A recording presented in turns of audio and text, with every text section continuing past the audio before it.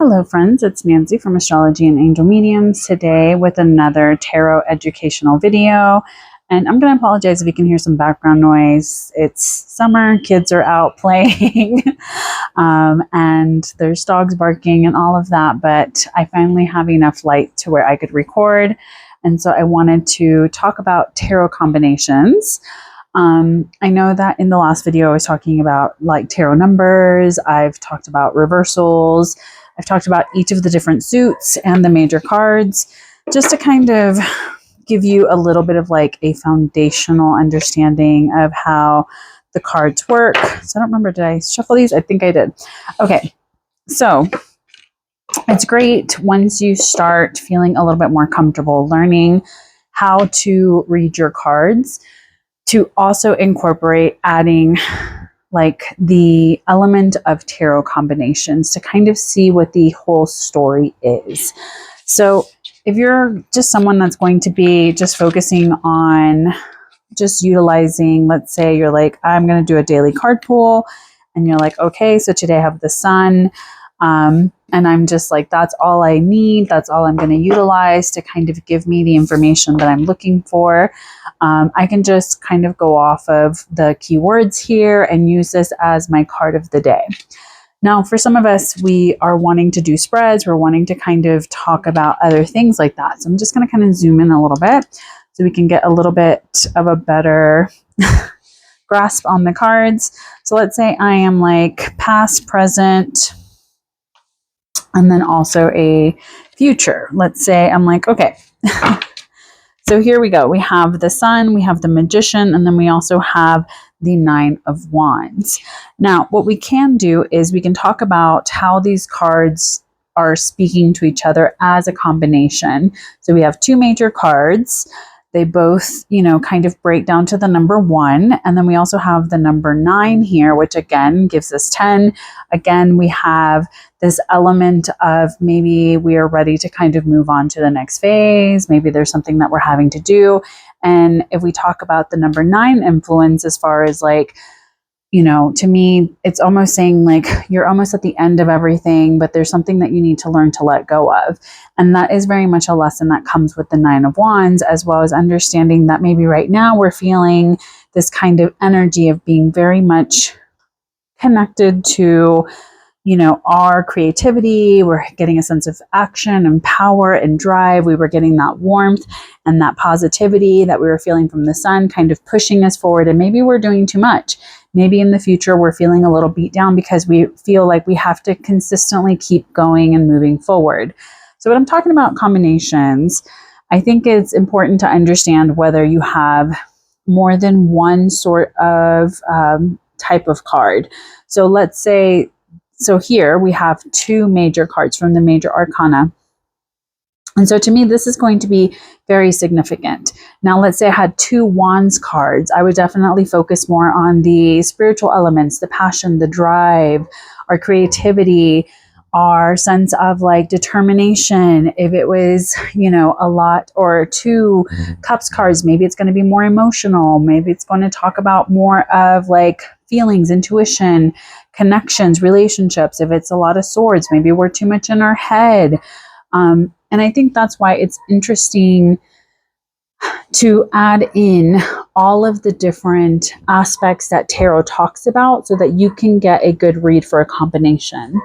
So the other thing with combinations is I do like to use numerology. As you may have noticed, earlier I just kind of broke everything down to numbers to kind of understand what we have going on here and to kind of talk about the numbers kind of associated with this reading.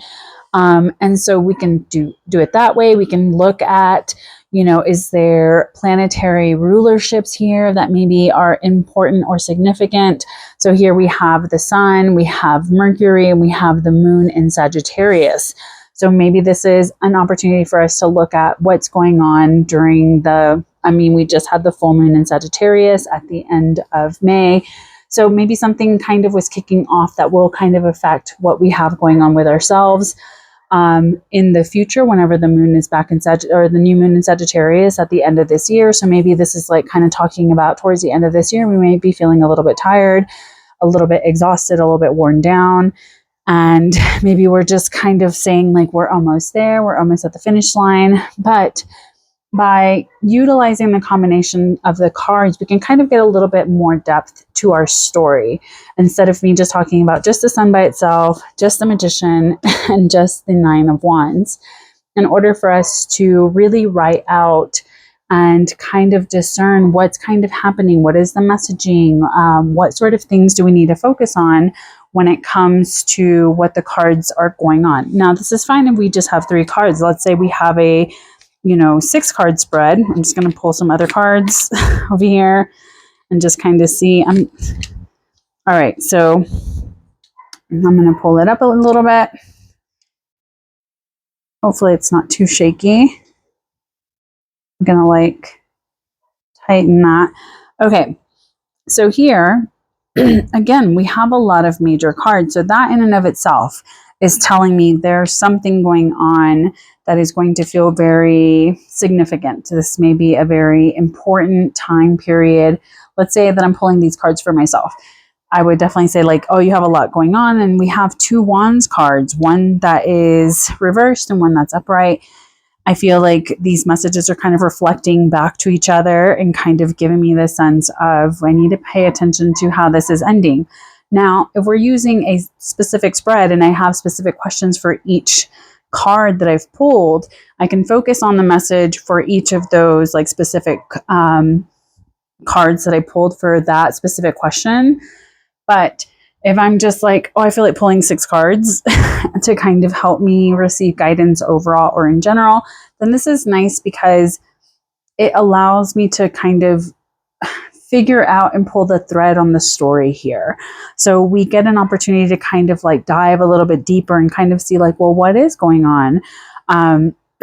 Definitely looking at the combinations and even just the major cards that are kind of involved here, where we have the Sun, we have the Magician, we have the Wheel of Fortune, and we also have Judgment. To me, this is almost saying like this is going to be a very significant time period for this person with the things that they have going on, where maybe they're having to kind of understand who they are, kind of check back in with what they believe in, what is kind of driving them. Maybe they're paying more attention to what they're manifesting and what they're connecting to. But maybe that is something that does kind of leave them a little bit tired and weary, and maybe they feel like the manifestations aren't really coming together the way that they thought they were going to. And then all of a sudden we get the Wheel of Fortune to kind of say, hey, things are shifting, things are changing. This is an opportunity for rebirth, an opportunity for transformation, an opportunity for, having like a sense of awakening and really connecting to yourself. And so a lot of these things that maybe you've planned for previously are maybe not working out the way that you thought they were going to, but maybe there has been a lack of really trusting yourself. Maybe it's been hard to kind of move into this Magician energy, or maybe you've been too focused on the good things or the things that make you happy versus the things that you really need to kind of focus on in order for you to manifest what you need. So by looking at each of the cards, what they're telling me, what they're giving me, what sort of energy do I need to focus on, I think it really helps narrate a story for me to really look at what am I doing, basically? What am I doing with things here at this time? What does the story really mean for me? What does it mean for my client? What sort of patterns am I noticing here? There's a lot of major planets here. So definitely be very mindful of that kind of energy of really paying attention. Maybe they have a lot of like planetary influences within their natal chart, some important transits or progressions that are very significant right now that may be affecting the whole. So it is a nice layer you can add in, and it can also help you kind of talk about the tarot story in relation to what you have going on and how you're trying to read the cards. So while this is not going to be something that is going to feel very easy, I think would be the nicest way of putting it at first, I think it's very much an opportunity for you to look at like, well, what do I feel whenever I'm looking at this card in relation to this card? So like I always tell people, I'm like, look at the colors, look at the figures, look at the numbers, look at, the planetary influences, look at the suits, look at the whole thing, and then kind of devise a story that has a nice rhythm to it within the cards. And again, I always tell people, I'm like, there's no tarot police, there's no right or wrong way of reading tarot. There is a lot of people that have very much studied what's been going on with tarot over the last couple hundred years, that have kind of very much written a story for it. But I always tell people, I'm like, it's a beautiful tool to use in an intuitive way if that is how you want to read it. I like this deck because it kind of gives you some keywords. So if that is something that you tend to struggle with, it is nice to have that reference point to kind of be like, oh, I can see the keywords that maybe are showing up on different cards that maybe make sense. I can see kind of the same symbols or things like that that maybe I need to pay a little bit more attention to so that I can really be mindful of this energy moving forward. So it is helpful to have that. But let's say we have a deck that doesn't have our keywords. So here is the Golden Art Nouveau Tarot that I've had. And this one I don't even think has like the actual like title of the cards on there either. So it won't have like what it is, like especially with the court cards. Sometimes I'm like, what is that? All right, so here we have Strength. Then we have the 10 of Pentacles reversed. And then we have the 7 of Pentacles reversed, or 7 of Swords reversed. I can't talk. And then we also have the Moon reversed. We have the 4 of Coins upright and the 8 of Coins upright, or 8 of Pentacles. So if I were to look at this and try to look at the combinations, there's a lot of Pentacles, number one. So I always try to notice, like, what do we have? I have 2 major cards, and then we have a lot of Pentacles, and then we have 1 Swords. So to me, this is almost saying like there may be something going on with career, money, finances, physical health, the physical existence. And there may be some big shifts happening within what the person feels like they've been doing, what sort of ways they've been showing up, as well as maybe feeling like they're having to really look at how they've been tested in different ways.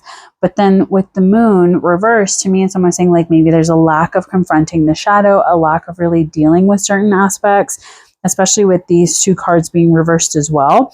I think that we have the 10 of Pentacles here, which usually talks about like everything coming together, everything being established. So this may feel very much like a time period where things are not really foundational in a lot of different ways, even though we see that there is a foundation being built. But right now it may feel like that's not happening. And so there may be this sense of having to be very honest and open, because the 7 of Swords is usually a card of like sneakiness and secrets and kind of like trying to kind of slink away. This is almost saying like you have to be very honest. You have to maybe be very brave and courageous in talking about the things that you're lacking and showing up in that sort of energy and kind of saying, okay, I have to be very honest about my financial situation or my work situation or my physical body, and like really being honest with myself. And so this is very much a time where it's hard to really trust your emotions or to connect to the things within yourself that maybe you didn't see were still kind of tripping you up in certain ways that are maybe blocking your sense of foundation. And maybe you feel like you're having to hoard things, or it's challenging for you to be a little bit more open and free and not disconnected or discontented with your certain situation. And then the 8 of Pentacles would definitely say like you're moving into feeling a little bit more established, a little bit more connected. It's just very much about your dedicated efforts and really connecting to that energy, but then also being very mindful that you're not focusing so much on being a perfectionist, so to speak. So by having a flow of the cards, I can kind of tell a whole story here, but then I can also kind of see where someone may like struggle, where there may be some layered and nuanced kind of reflections to kind of take into the reading, to kind of, ask our querent or ask ourselves like, oh, maybe I have been blocking some of my emotions. Maybe I haven't really been honoring my phases. And maybe it was very hard for me to have to be honest and kind of show up and say, hey, I'm struggling with these things. I don't really have everything together. It's something that is maybe seen as a weakness within myself. And so it's challenging to kind of see that moving forward, but I'm trying to establish myself and I'm trying to do what I need to do. So doing things like that. There's also a lot of tarot combination cards, especially for like 2 cards, that will give you some extra nuance and layers to them. I don't have the list offhand. I'll have to like maybe make a blog and kind of like talk about it or whatever, but you know, there's certain cards that you can kind of see in conjunction. So I'm like, if I'm like just thinking off the top of my head, let's say I'm seeing the Empress and the 9 of Pentacles. To me, I would definitely say like that is pregnancy. That is someone like expecting a child. If I'm seeing like, I'm trying to think, like the Chariot and the 4 of Wands, that can mean like travel for like a celebration or a wedding or something along those lines.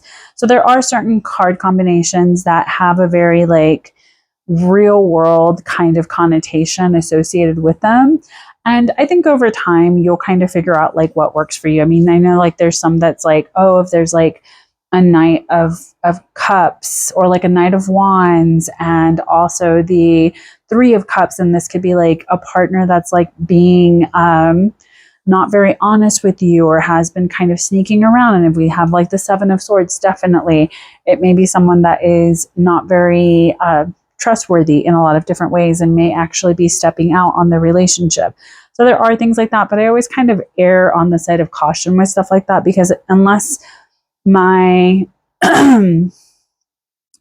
the person that is sitting across the table for me is mentioning these things, I don't want to cast doubt in their mind as to what they have going on or what may possibly happen. I just am like, hey, this is something that I see sometimes, but I'm not sure if this is relevant to your story, if it's something that they bring up. I don't usually just like say, oh yeah, no, this person's like cheating on you and they're doing all these things. It's not my job to cause disharmony in other people's lives. I feel like people come to me for readings, for clarity, for guidance, for just like a sense of understanding what they may not be seeing quite so clearly. So here's like the 4 of Wands. And then we have the 10 of Swords reversed. So I would definitely say like this is somebody that maybe is like trying to get through the end of like their last year of school. And so right now it just feels like they have so many different things, but they're also wanting to celebrate, but also very exhausted. So just understanding those combinations will really add a little bit more nuance and depth to your readings. So I hope that this kind of helps you understand it. I could always do another video to kind of clarify a little bit more specifically, but I want to say thank you so much for joining me. I really hope that you enjoyed. Please take care, stay safe, and as always, make good choices. Bye.